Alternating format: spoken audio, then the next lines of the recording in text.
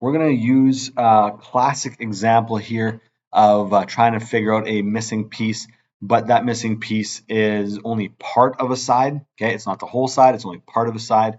And so we're going to use multi-triangle problems or multiple triangles in order to solve for this piece right here.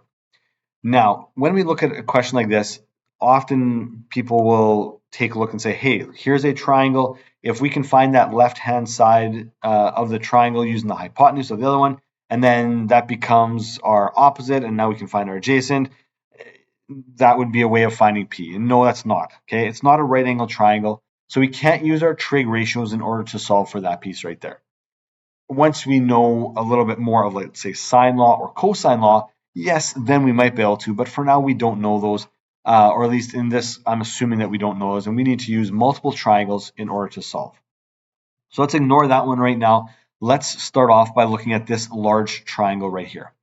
With this large triangle, when we label, we're given the opposite side, we know the angle is 28 degrees, and we can determine what the adjacent side of this triangle is. Okay, so the adjacent is going to be that full distance across. It's going to include P, and it's also going to include the missing piece as well, or the other piece. And so we can find the entire measurement. Now to do that, we're going to use our tangent ratio. We know our opposite side. We're wanting to find our adjacent. Our adjacent side is 24.07 meters, and that's by doing the calculations. 12.8 meters divided by tan of 28 gives us 24.07 meters long, and that's going to be our entire length.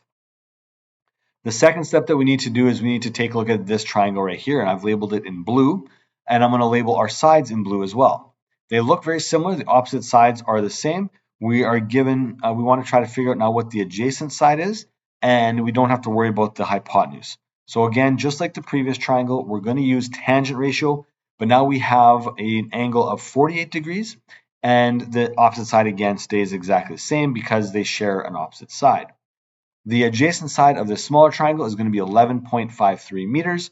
So we know that if we take the entire 24.07 meters, subtract the 11.53 from there, we're going to get a final measurement of 12.54 meters.